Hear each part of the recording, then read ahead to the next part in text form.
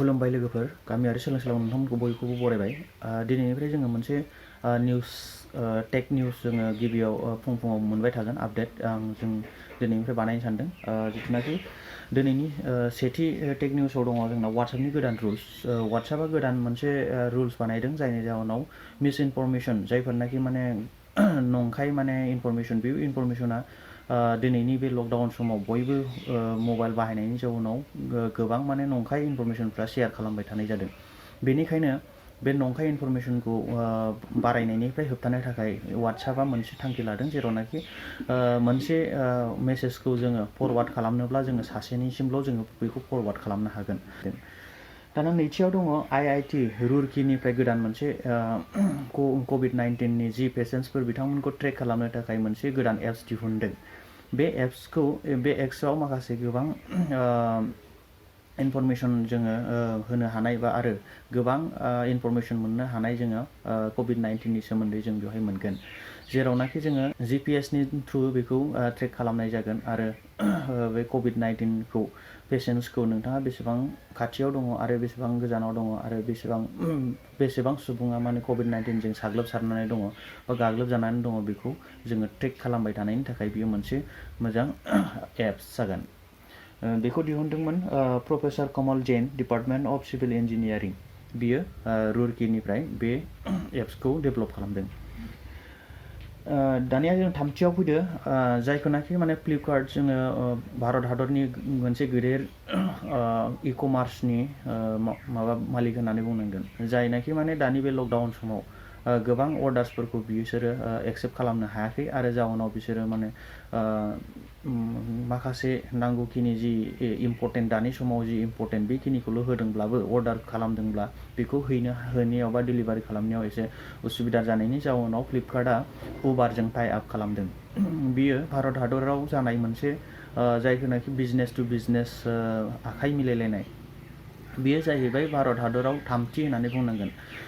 गिबि खेबनि थाखाय जोंना मा दंमोन बिग बास्केट दंमोन मोनसे बियो बेजों लोगोसे आरो स्पेन्सार मोनसे दंबावोमोन बेबो माने टाइ आप खालामखांबाय बेबायदिनो दा थामथियाव जोंना बियो फ्लिपकार्टजों उबारजों फ्लिपकार्टआ टाइ आप खालामनायनि मोनसे बाथ्राखौ ब्लग स्पटआव माने फोसावदों बेनि उनाव दङ ब्रैथियाव हेल्थ मनिटरिं स्मार्ट टयलेट जायनाखि माने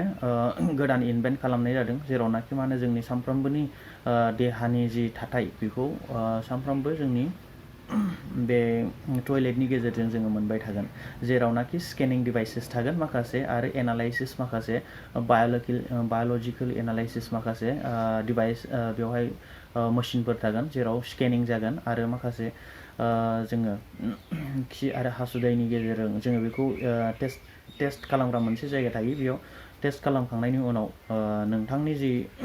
डेटासफोर बियो जाहैगोन क्लाउडआव सेभ जागोन क्लाउड हस्ट जिथुनाखि स्टरेजाव हस्टिं जागोन बेजों लोगोसे बियो जोंनि वाइफाइनि थ्रु बियो जागोन आरो बेखौ जोङो जोंनि मबाइलनि गेजेरजों इनफरमेसनखौ मोनबाय थागोन बेयो जाहैबाय मोनसे सिक्रेट जेरावनाखि जोङो सोरबाया गोबाङानो बाहायगोन हिसाबै बेखौ मोनसे समाव माने प्लेसबो होनाय जादों बेवहाय जायनाखि माने सासे इउज खालामखांनायनि उनाव नेक्स्ट जोङो बेखौ सुखांनायनि उनाव बेयाव सासे इउज खालामनो हागोन जेरावनाखि जोङो फिंगार प्रिन्ट आरो माखासे इउज खालामनायनि उनावसो जोङो बे डेटाफोरा नोंनिया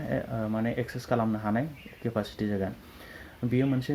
मोजां टयलेट होननानै बुंनांगोन जेरावनाखि जों सानफ्रोमबोनि जों नाङै जों मा जादों मा जायाखै माजों गाग्लोबसारनानै दङ जों बेखौ सानफ्रोमबो मोनबाय थानो हागोन दा बेयो मोनसे मोजां निउस आरो बाथियाव दङ टुइटारनि सिइअ जेरावनाखि मारदों जेक डर्सिया $1 बिलियन जेरावनाखि $1 बिलियन बियो COVID-19 जों माने जुजिनायाव हेफाजाब होनो थाखाय बिथाङा बाथ्रा होदों जेरावनाखि बियो बिथांनि 29% माने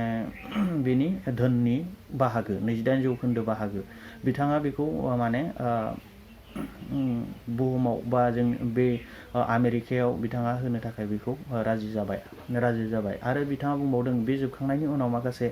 जायफोरनाखि दुखिया न'खरनि जिफोरनाखि हिन्जावसाफोरनि सोलोंथाइ होनाय बेवहायबो बिथाङा हेफाजाब होलांबाय थागोन होननानै बाथ्रा होदों।